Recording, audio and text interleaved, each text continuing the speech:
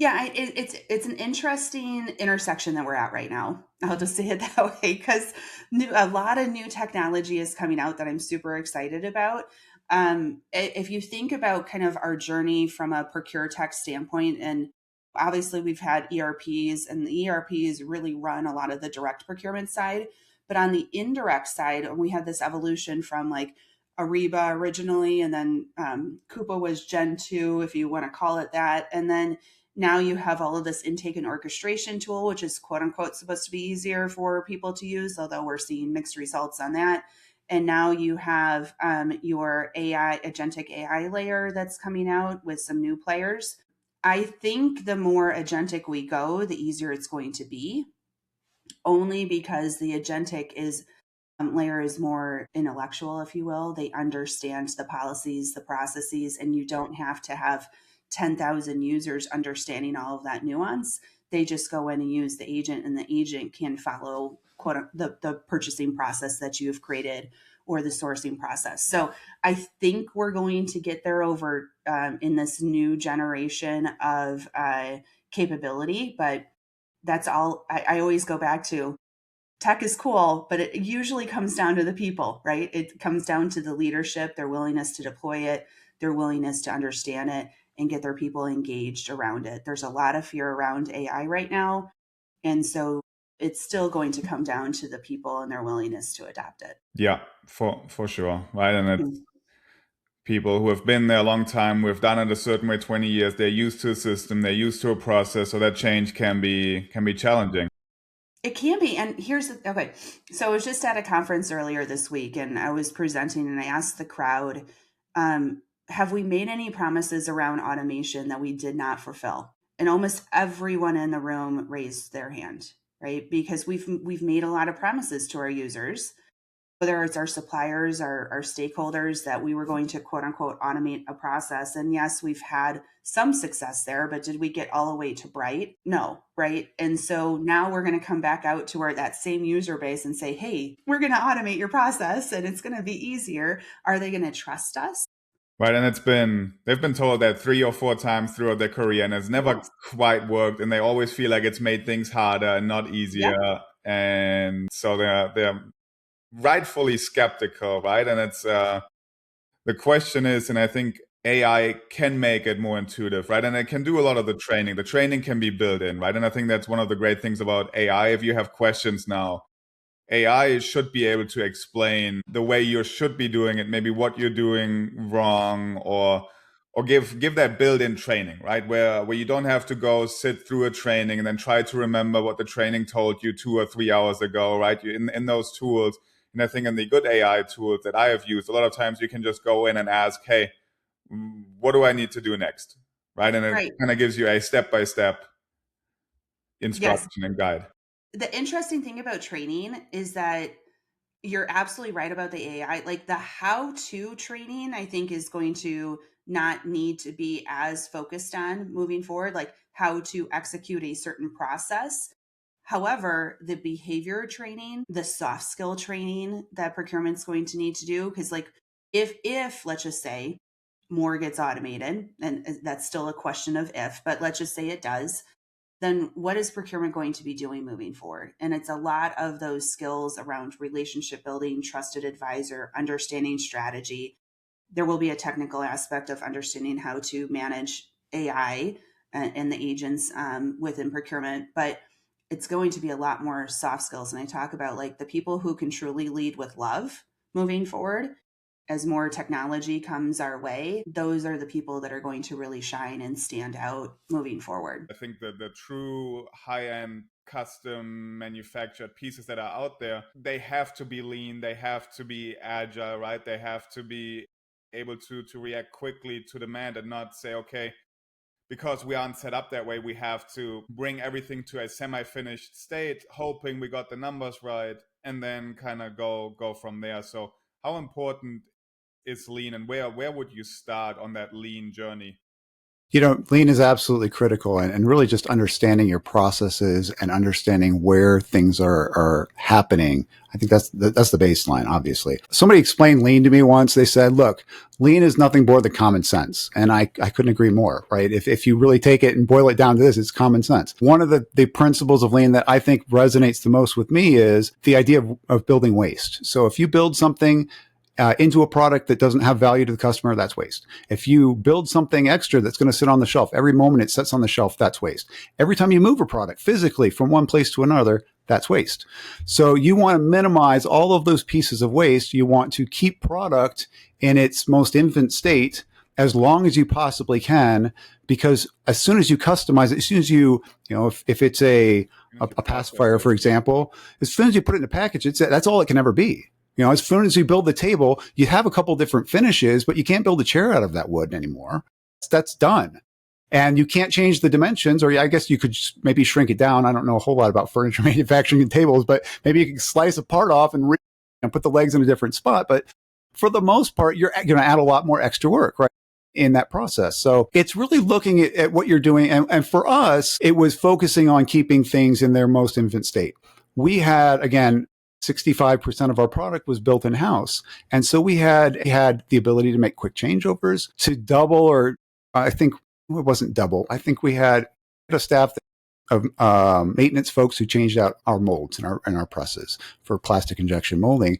And by hiring an extra person, we could save millions of dollars. So that makes perfect sense. And so you have to look at this in scope of, what am I doing? And is the investment in the flexibility going to pay off in the end? But you hit on a really important issue, Freddie, is when you're making custom products, how do you implement lean? And that can be really challenging. And I've worked in an environment where the products are, and it was furniture, actually medical furniture, where the products weren't custom, but we had a whole bunch of products and you couldn't just build them all at the same time. You had to decide what you were going to build.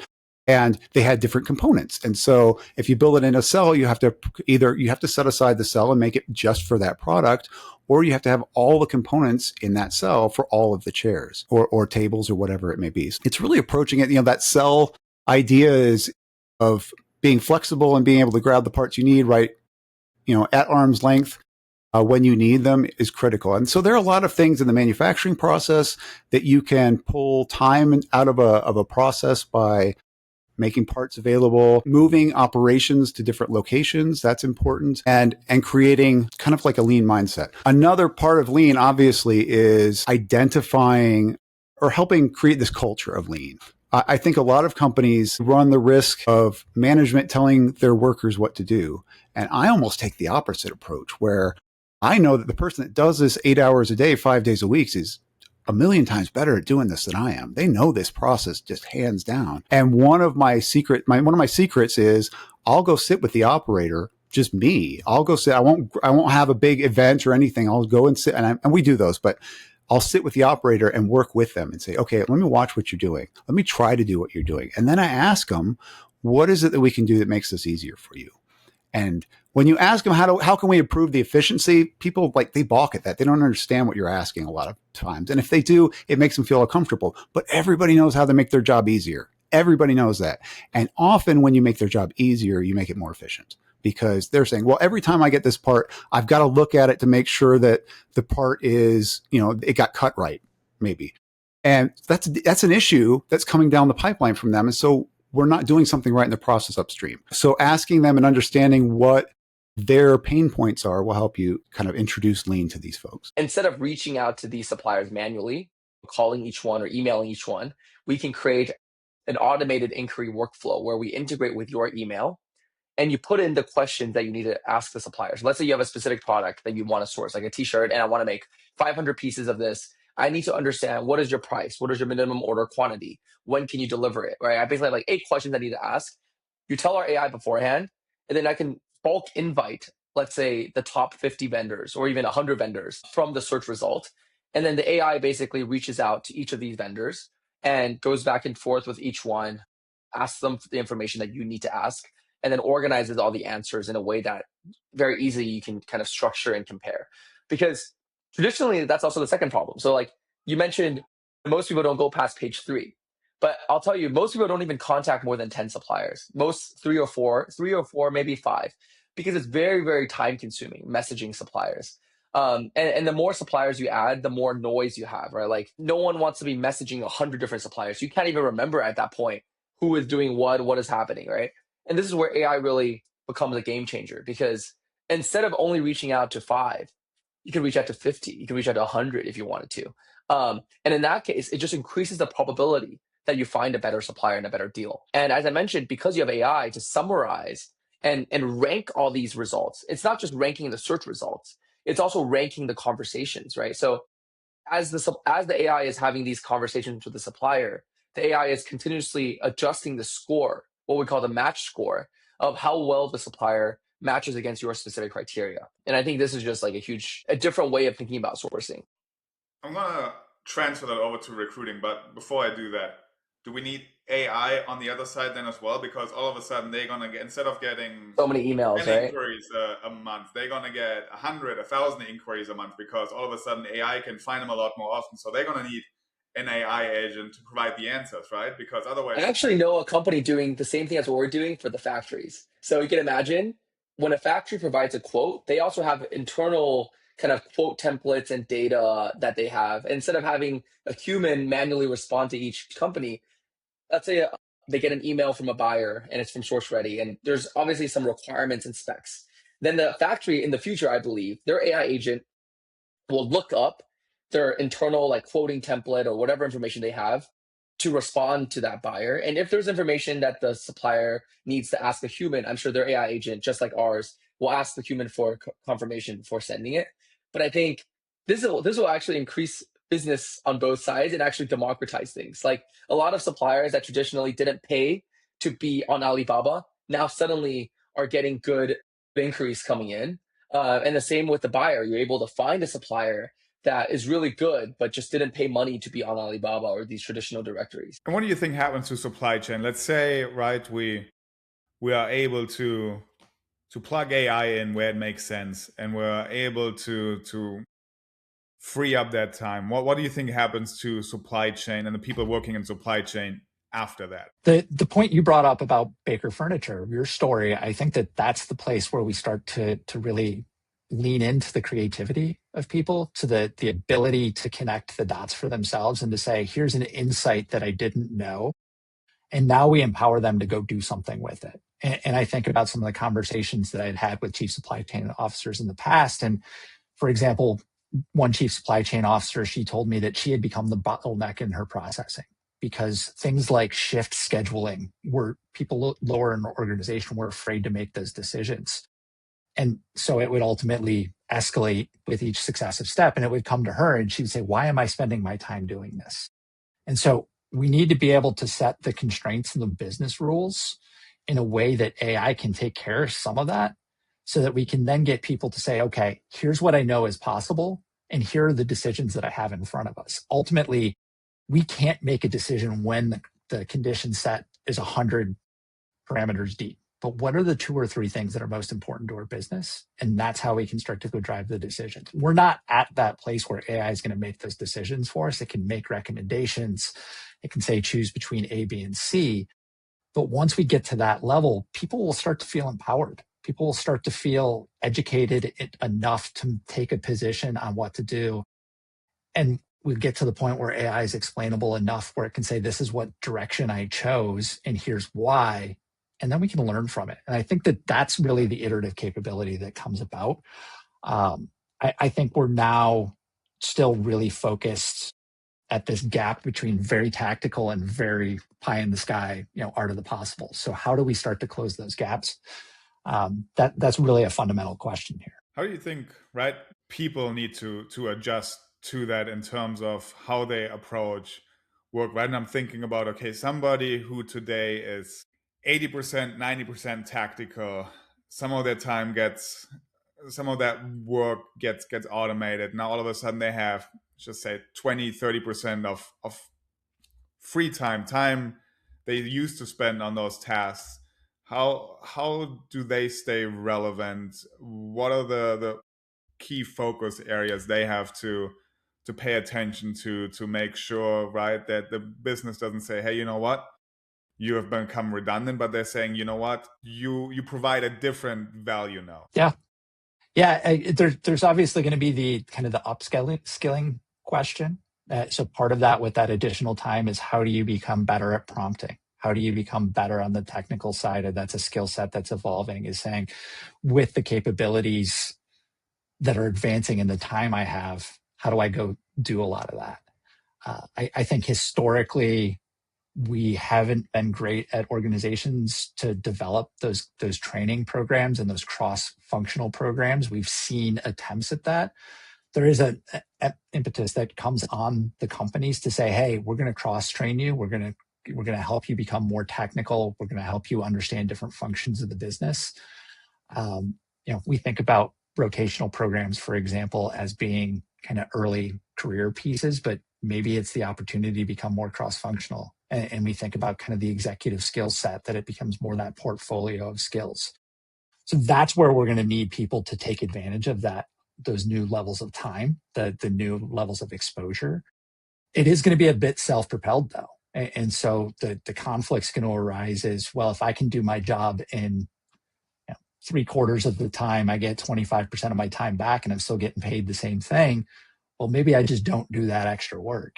And that's the place where it's going to change, is how do we start to monitor that, not from a big brother perspective, but how do we encourage and empower people? What are you seeing AI is having an impact on, especially on the fulfillment side, right? Where do you see AI and robotics making the most impact?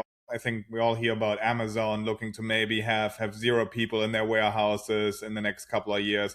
How is that going? How is that shaping in those mid-sized boutique kind of 3PLs? Where are they today, and what is technology doing there? Yeah, that's a really good question. And man, I think over the next 5-10 years in our industry, we're going to see some crazy disruption that people have kind of theorized about for the last couple of years, but now everything is really starting to come to life here, and we're going to see these changes in real time. And one of the biggest things that I think is here and starting to be rolled out right now is general purpose robotics in the logistics industry. And if you think about it, up until this point, yes, we've had robotics, we've had automation, and things have gotten increasingly better, year over year.